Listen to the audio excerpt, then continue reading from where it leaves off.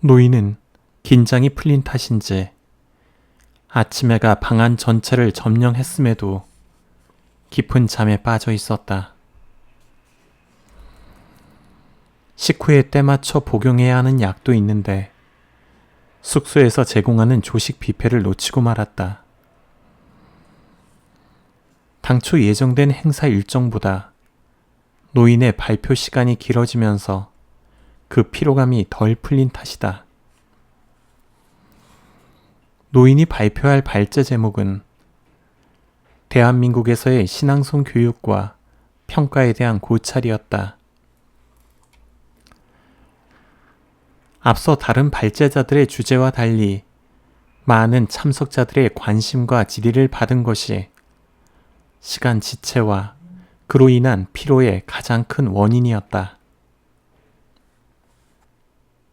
매 짝수회마다 세계 신앙송 포럼을 국가명 ABC 순으로 개최하는데 지난 1회 아르헨티나와 2회 벨기에에 이어 3회 개최국은 크로아티아로 정해져 열리고 있었다.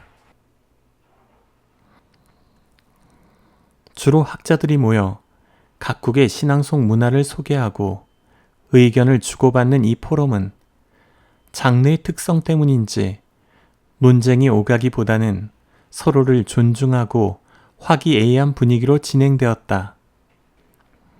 포럼이라기보다는 심포지엄에 가까운 행사였다.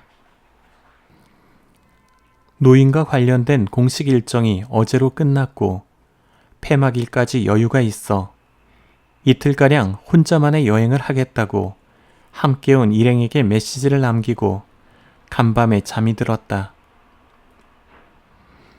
정오가 가까운 시각에 자리에서 일어난 노인은 가볍게 짐을 챙긴 후 숙소를 나왔다.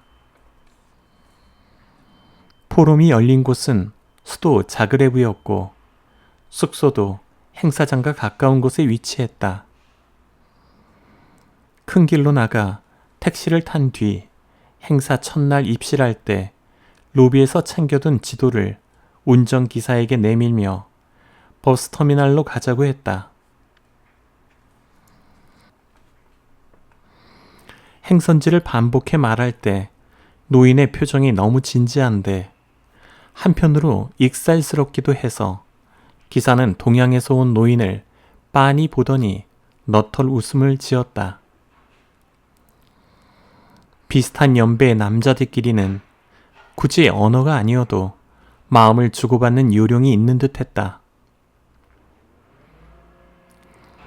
잠깐의 이동이었지만 내릴 때 악수로는 아쉬운 듯 전쟁터에서 피를 나는 전우인 양 앉은 채 뜨거운 포옹까지 했다. 적지 않은 잔돈이 남았는데 노인은 기사에게 한사코 거절하는 손살을 치며 도망치듯 내렸다. 터미널에 도착하고 보니 행선지명으로 오스트리아, 헝가리, 세르비아 등 크로아티아에 인접한 나라명이 눈에 들어와 여기가 공항인가 어리둥절했다.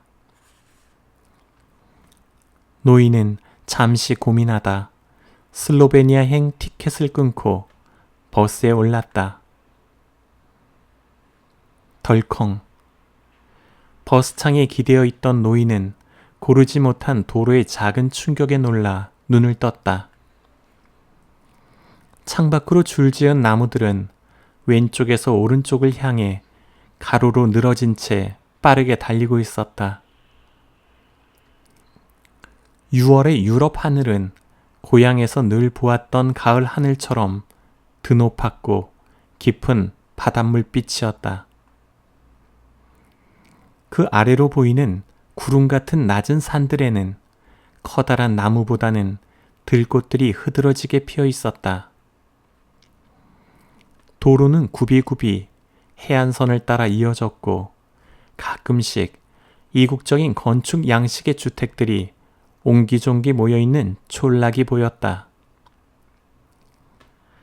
낯익으면서 낯선 풍경을 감상하다가 휴대전화를 열고 사진 촬영 버튼을 눌렀다.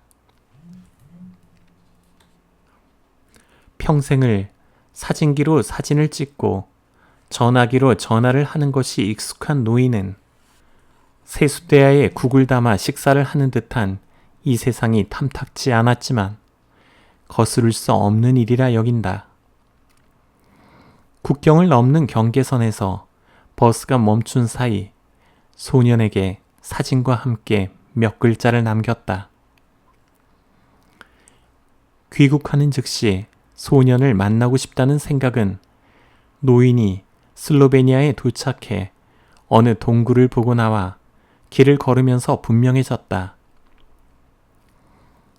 노인도 소년이 무엇을 궁금해할지 짐작이 갔지만 그건 짐작일 뿐이고 결코 해답은 가지고 있지 않다는 걸 알고 있었다. 아침을 걸은 탓에 걸음이 더뎌질 즈음 앞에 보이는 작은 식당에 들어가 먹물 파스타를 먹었다. 기대하지 않은 것은 뜻밖의 만족을 준다.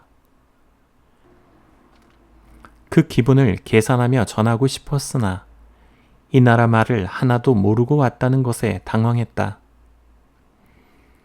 뭐라고 전하고 싶어서 노인은 고민 끝에 휘파람을 날리듯 한마디 던지고 식당을 나왔다. It's poetic taste. 참으로 시적인 맛이군요. 노인이 슬로베니아에 도착한 지 반나절도 되지 않은 시점이었다. 옛 성이 보이는 섬으로 들어가는 배를 타기 위해 표를 끊고 차례를 기다리고 있는데 문자 메시지가 도착했다. 선생님, 죄송하지만 언론사 인터뷰가 급히 잡혔습니다. 오늘 저녁 7시까지 자그레브로 복귀해 주십시오. 노인은 자신만의 시간을 보내기 위해 거절할까도 했으나 발표 때 참석자들이 보여준 다양한 반응이 강한 여운으로 남아있어 구체적인 질문을 받고 싶기도 했다. 그래서 섬으로 가는 일정을 포기하고 자그레브로 돌아가기로 마음먹었다. 인터뷰는 방송국이 아닌 시내 카페에서 진행되었다. 예정된 시간보다 더 일찍 기자와 카메라가 노인을 기다리고 있었다. 카페 중앙에 마련된 간이 무대 위에는 인터뷰어와 통역사로 보이는 두 사람이 빈 의자를 가운데 두고 마주 앉아 있었다. 드라고미에. 노인은 두 사람을 향해 차례로 악수를 하며 인사했다. 적어도 인사말 정도는 그 나라 말로 하는 것이 예의라 여겨 돌아오는 버스 안에서 입안에서 여러 번 굴리며 연습해온 탓에 자연스럽게 말할 수 있었다. 영어로 Nice to meet you라고 말할 때보다 발음이 수월했고 끝말이 예로 끝나서 자연스럽게 웃는 표정으로 연결되는 것이 마음에 들었다. 이미 인사말이 만나는 이에 대한 반가움과 주체할 수 없는 기쁨을 품고 있는 언어 같았다. 두 사람은 뜻밖의 선물을 받은 듯 환하게 웃으며 반겼고 먼 아시아에서 온 원로 신앙송가의 손을 잡으며 한참을 흔들었다. 자리에 앉은 후 인터뷰어는 한국말로 인사말을 준비하지 못해 미안하다는 말을 길게 통역을 통해 전하고는 질문을 이어갔다. 갑작스러운 저희의 인터뷰 요청에 응해주셔서 감사합니다.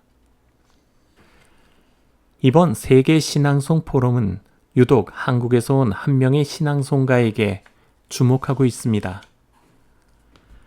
선생님께서는 발제를 통해 대한민국의 신앙송 문화를 흥미롭게 소개하면서 보다 체계적인 교육과 함께 그 가치와 방향을 제시하셨는데요. 현재 한국의 신앙송은 어떻게 향유되고 있는지 말씀 부탁드립니다. 한국인들은 시를 짓고 읊고 주고받기를 즐기는 민족임에는 틀림이 없습니다. 심지어 겨루기도 즐기는데요. 작년 한 해 동안 공식적으로 108개나 되는 전국 규모의 신앙송대회가 열렸다는 것이 이를 증명합니다. 알려지지 않은 작은 규모의 대회까지 합산하면 300여 개가 넘으니 그야말로 1년 내내 매일같이 한반도 어느 곳에선가 대회가 개최되고 있다는 거죠. 인터뷰어는 그 숫자와 빈도에 탄성을 지르며 300개가 아닌 30개가 아니냐고 통역에게 여러 차례 확인을 요구했다. 시가 무슨 스포츠도 아닌데 대회를 하는 것도 신기했지만 무엇으로 평가를 하는지 궁금해진 인터뷰어는 간단한 메모를 위해 준비한 큐시트 여백에 질문들을 적으며 노인에게서 눈을 떼지 못했다. 우리는 고향을 소중하게 여기고 그것에 대한 결속이 대단합니다. 그러다 보니 각 지자체에서는 각자의 지역을 알리고 집중하게 하는 수단으로 자신들의 지역 출신 시인들을 기리며 신앙송 대회를 엽니다. 어쩌면 다소 부정적인 부분도 없지 않으나 긍정적인 측면이 더 크다고 봅니다. 단순한 관광으로 유치할 때보다 지역 홍보의 효과가 큰데요. 한 달 전부터 참가자들은 출신 시인들의 시를 미리 암송하며 그의 일생을 공부하게 됩니다. 그 과정은 낭송대회 참가자들로 하여금 깊은 울림과 이해의 순간으로 박제되고 한동안 그 지역과 그 시인들을 기억하게 합니다. 이는 사진과 기념품으로만 기억하는 여행이 아닌 감성과 스토리로 추억하는 여행으로의 역할을 수행하는 것이 되죠. 신앙송이 하나의 행위, 한 번의 공연으로 끝나는 것이 아니라 특정 장소와 낭송하는 사람을 연결케 한다는 것이 놀랍군요. 더 나아가 그것을 지켜보는 많은 이들과의 연결까지 기대할 수 있으니 신앙송 대회는 집단적 소통 잔치라고 해도 지나치지 않을 것 같습니다. 집단적 소통이라는 말이 와닿네요. 참 좋은 표현이네요. 혹시 인터뷰 하시는 분이 시인이신가요? 노인은 크로아티아에서는 존재하지 않는 문화를 흥미롭게 들어주는 인터뷰어가 고마워서 주제에서 살짝 벗어나는 이야기로 이어가고 싶은 장난기가 일었다. 혹시 암송하는 시가 있나요? 불쑥 물어온 노인을 향해 인터뷰어는 덩치에 어울리지 않게 두 팔을 흔드는 과장된 제스처를 하고는 꼬고 있던 다리를 바꿨다. 그 사이 노인은 벌어진 옷깃 사이를 바투댄 후 나지막이 낭송하기 시작했다.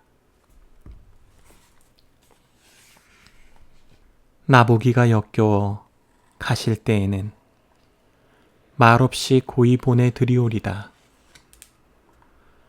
영변의 약산 진달래꽃 아름따다 가실 길에 뿌리오리다. 가시는 걸음걸음 노인 그 꽃을 사뿐히 들여밟고 가시옵소서. 나보기가 역겨워 가실 때에는 죽어도 아니 눈물 흘리오리다.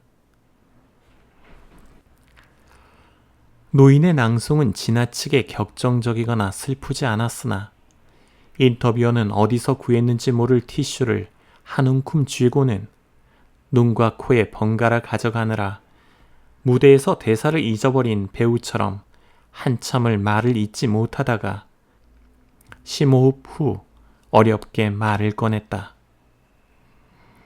당신 나라의 시인가요? 김소월의 진달래꽃이라는 시입니다. 이게 무슨 일인지 죄송합니다.